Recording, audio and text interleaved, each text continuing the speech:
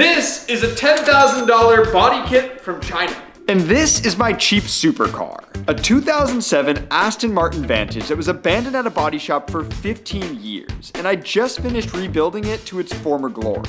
You may be wondering that. If I just finished rebuilding it, why would I want to cut it up and destroy it with a body kit? Well, that's because I'm stupid. Really stupid.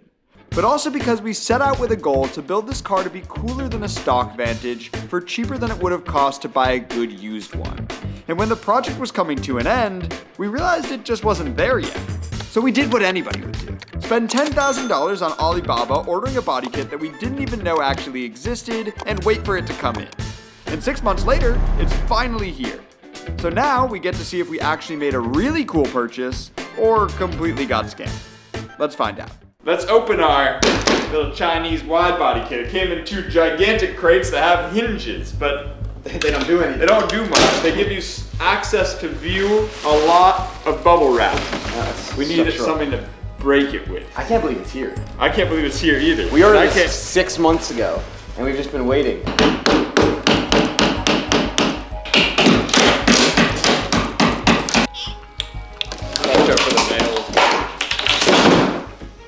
Nicely done. Perfect. All right, let's see what's up. Let's see if we actually got our money. Oh wow, I'm actually nervous about this, and I'm normally not nervous about stuff. Side skirt? Yeah. We just want to see the quality generally of any of this stuff, because with fiberglass body kits, you can get unlucky. How does it seem? That looks pretty nice. Doesn't look, to my untrained eye of what I've seen people talking about with these things, it looks pretty good. It's all about the fitment. Yeah. It is all about the fitment, but also if the fiberglass, if they don't fill it with enough glass. This is a fender. Oh my god. Nice. There's another side skirt. Just put the stack on.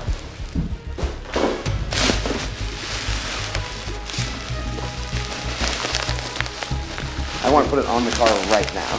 Me too. This is crazy. Holy sh**, bro. You're gonna have exposed tire galore on We're this gonna thing. need some big spacers. This is gigantic. This is probably where the stock body ends. We're gonna hold. Yeah, it's to like here. Oh my gosh, that is so cool. Sorry, dude, I'm so excited. This is crazy. Now that we know the body kit actually exists, it's time to undo a lot of the work we did to make this Aston Martin actually nice. And the first step is to take the entire front end off. So let's do it. So we take these 2 bolts off and then unplug this little thing. Okay, so those are 2 different bolts completely on my side there. Oh, on mine they're the exact same. Oh, on mine they are, but they have a ground attached to it.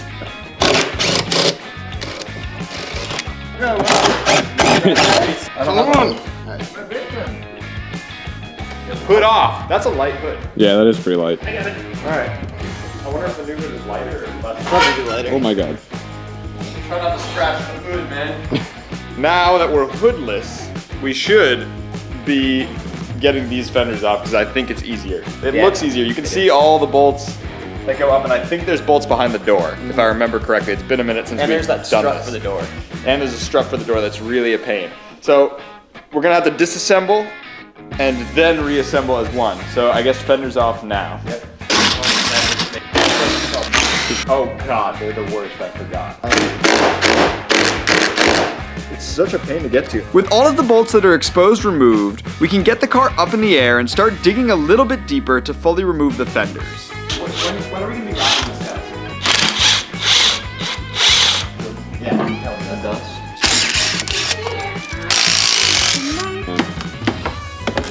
A reveal. Okay. Alright. Yep, okay. Alright. Oh, there's a thing with the wire. Getting there. We're about to have like an exoskeleton car. Wow. That is insane different. I mean, this one's actually pretty wide. All things considered, This is but yeah, that's significantly crazy. wider. Holy crap. This is gonna look ridiculous. Now we just have to remove the fender on the other side and take a couple of bolts out that hold on the bumper and grille. And we finally have a blank slate where we can start test fitting out the front end of the body kit. We now have the entire front end off, and it literally looks like a tube frame go-kart. This thing is It's basically what it is. weird. They just took a bunch of like steel girders that they had laying around and they're like, oi bruv, let's build a supercar now, bruv. So with the front end fully off, I think we should be able to now bolt all the new panels on. The one thing that might get in our way is the side skirts, but this is going shockingly smooth so far, and we're of course saving the hardest part for last, which is the rear. But I'm hoping that everything fits. It should be easy as long as everything fits. So fenders first, then bumper. Let's grab this fender first. This is gonna be sick. I'm so excited. I'm actually really excited to see it, yeah. Please, just fit normally-ish. Side skirt might need to be out of the way. Okay. Oh, because this goes all the way down to the ground, and the side skirt goes behind it? Yeah. Okay. Oh, Alright, well let's put that back over there. damn. I was wrong.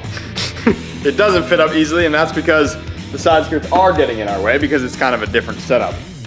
At least that's the hope. I hope that that's the only reason why it's not fitting up correctly. So let's pull the side skirts off, and the only way to do that, because these jacks go under the side skirts, I don't know why. Great design. We have to put the wheels back on, drop it down, find a way to take the side skirts off, which I've never taken off in my life, and I actually don't even know how they come off.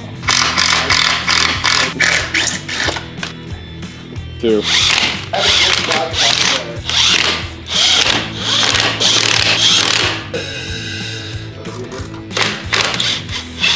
So the reason we're having so much trouble is the side skirts go literally down and underneath onto the jack points, which means the jack has to be on and it's a pain. But look at this.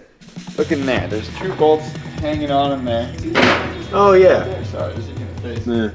After lifting the car up and down quite a few times, and eventually just resorting to pure violence, we have the side skirts off. And now we should actually be able to test fit the first fender. Oh, What? I'm just trying to figure out where this goes. It goes like that. Cousin? Yeah. Fits good, fits good. Push that in. They just need to be oh my god. Well, once it's bolted down. What did you just do, man? Nothing, it actually slid into the spot. Well, no. Yeah, it did. It needs to be backwards. They're just not easy. Oh, it needs to come so much more in, too. Look at the door lines. Well, Looks good to me. hold on. Because we're not all in the hole we need to be. It has to be there somehow. Look above. No, I know. But you have to see what I'm talking about. The reason it's bent up is this giant arm right here. I guess. Take that arm off.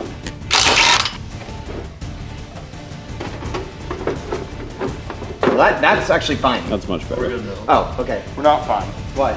We're not involved on the bolts. That's way better than it was. Yeah, it's still off. We need to trim. All right, we can do some trim.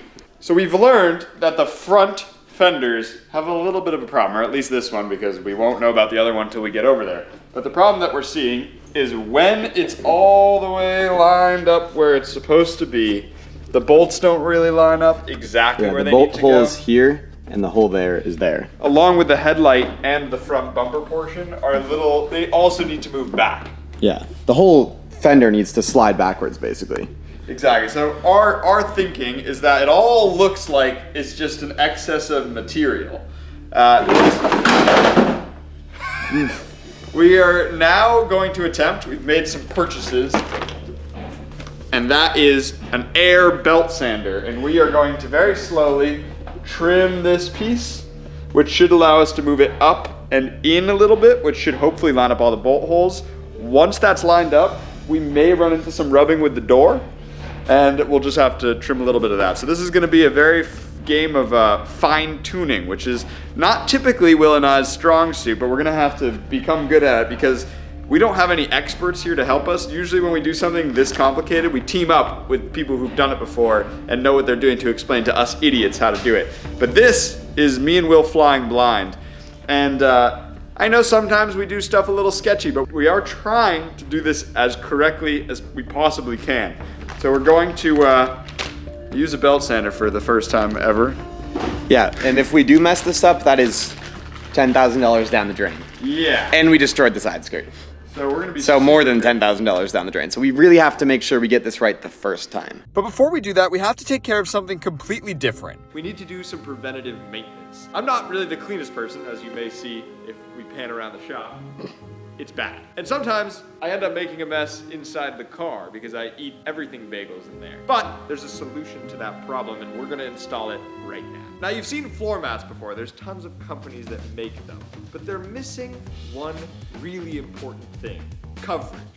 This is Tuxmat. Tuxmat has industry-leading coverage. Now, unlike your regular floor mat, Tuxmat covers the most amount of floor space, meaning it better protects your carpets from all the stains, food, and other wear that it sees every day. Not only does Tuxmat protect better, but it also looks significantly nicer. And that's because Tuxmat laser scans every vehicle they offer their product for and customize the mats not only to fit perfectly, but to match the factory styling cues in the interior. To get a Tuxmat of your own, go ahead down to the link in the description. Thanks so much to Tuxmat for sponsoring this video. We love working with companies who make a product we believe in, and Tuxmat is definitely one of them. Now let's get back to the Aston. With the fear of ruining the entire project in the back of our heads, we have to start gingerly trimming away at the body kit, which is absolutely terrifying. We have to go very slowly, because you can always trim off more, but it's not as easy to add material. So the plan is just to trim a bit and test fit it, repeating the process over and over until we hopefully get it right.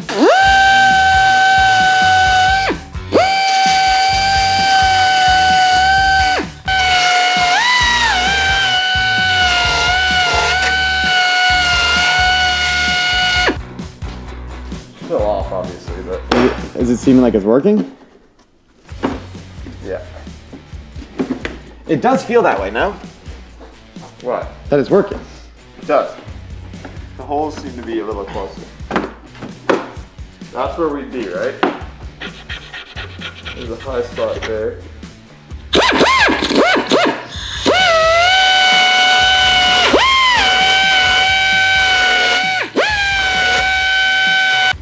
After a good amount of trimming and test fitting, we're starting to realize this might not work.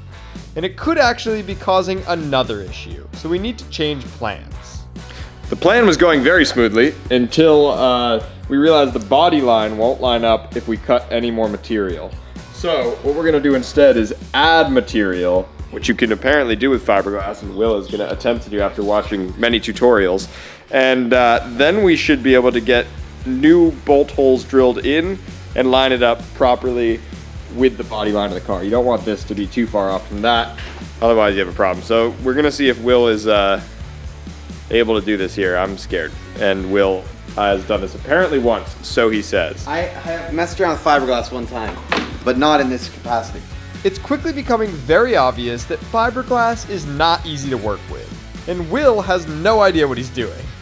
Fiberglass is basically just a bunch of fibers held together by epoxy. And unfortunately for Will, he's not doing a good job at getting everything together in one spot. And because I don't know what I'm doing, it might be time to come up with a different solution.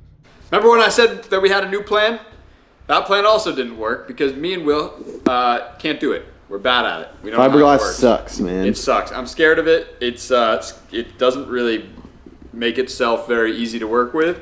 So we have called an expert and gotten some sage advice. The body line does fit up actually pretty well. If you ignore the bolt holes altogether, the kit goes on and it fits the space well. Ish. But we've been trying to move the kit to the bolt hole, and by doing that, we could risk shifting it off the body line itself, and then it would look terrible, but it would bolt up. So what we've been told to do, line the kit up exactly where we think it should go, drill holes through the kit into this aluminum frame, and then we're going to insert a threaded thing into this, and then it should screw into that. Look, I'm not gonna explain any longer. Let's just show you. We're bringing the holes to the kit Yeah, rather than bringing the kit to the holes. that's the way you should be doing it. And that's what we were told to do because it makes way more sense to do it that way if the kit lines up fine everywhere else.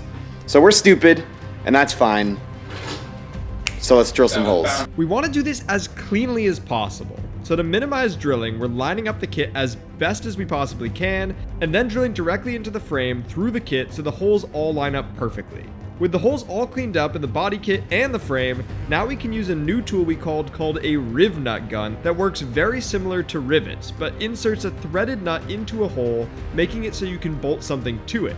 It's an awesome tool, and I'm starting to think it might actually work. We've now officially moved the holes to the kit, which sounds crazy and difficult, but it's actually the easiest thing we've done yet.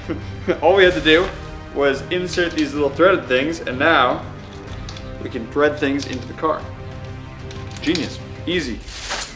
Shockingly simple, actually. I'm a big fan of this nut gun. He was a non-believer until we got it here in person, and then, oh, it's so easy. Oh, you're a genius, Will. You're the smartest person I've ever met. I haven't said that. That's a No, lie. he did. He said it off camera. Before we permanently install the fender, we have a few more things to take care of. The door slightly clips the edge of the fender, so we have to trim that down. And we also have to cut a bit of the bracket that sits under the fender, otherwise the fender itself will hit it and won't sit flush at all. With that done, we're finally ready to mount it up.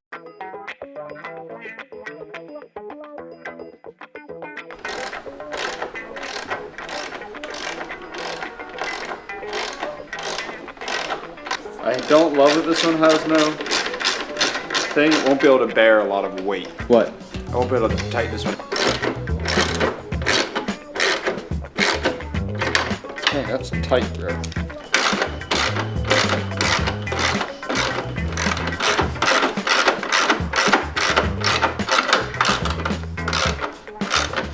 Now I'm starting to move it down. How down are we trying to go? We can also adjust the headlight a little bit. That's good. It's actually not that bad. We finally got a fender on, and as you can see, it's not perfect fitment, but it actually works all right. It's definitely, Too much cutting here. yeah, we we messed that up. We did cutting there. That's on us. But we have a new problem when we're looking at this fender, and that is the fact that Aston Martin puts the ECU inside of the fender, and on the other side, we had to cut all the way to here, and we didn't have a giant ECU sticking up, so we're gonna have to cut along this as tight as we can, cut as much of that as we can without damaging the ECU. Then we have to hope that the hood actually lines up with everything. Yeah, well, that's a later problem. Yeah, that's I'm worried one about problem cutting the at a time, ECU man. right now. I'm not even thinking about that. But we have to do that. And that's scary, because if we mess up the ECU, we can't afford to fix that, because I'm sure that's thousands of Brain dollars. of the computer. That's the brain of the car.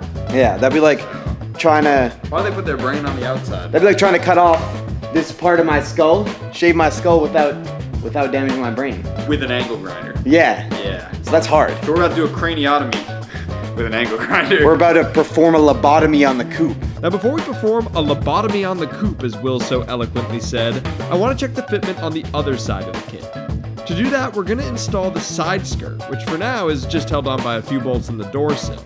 And then we can also tape up the rear quarter panel to see how this is all going to look. And honestly, it's insane. All right, well, this is vague, but what the are we doing, man? I'm never sure, bro, but I like it. I don't even. I think this, look, it don't look like nothing yet. But once it's done, if we get it done, I think it'll look really cool. Or it'll all fall apart. This is by far, and we've done some dumb stuff on this channel. This is the stupidest thing ever, and I think it's because it was my idea, and I did force him into this a little Yeah, bit. when someone I won't blindly lie. asks you to spend $10,000 without ever knowing if something's gonna show up, and from a website that's super sketchy. This was for him making me buy the Raptor. I made him buy a stupid body kit. Wasn't far off price-wise. Yeah, honestly, this is like half a Raptor, and it's horrible. I'd rather half a Raptor, but it's gonna be cool. Make it work, it'll be cool. But until then, I think this is the most we can do right now, and the next video, we'll see if we destroy the ECU and destroy the car, and if anything else breaks, and if we die trying. Yeah. Subscribe!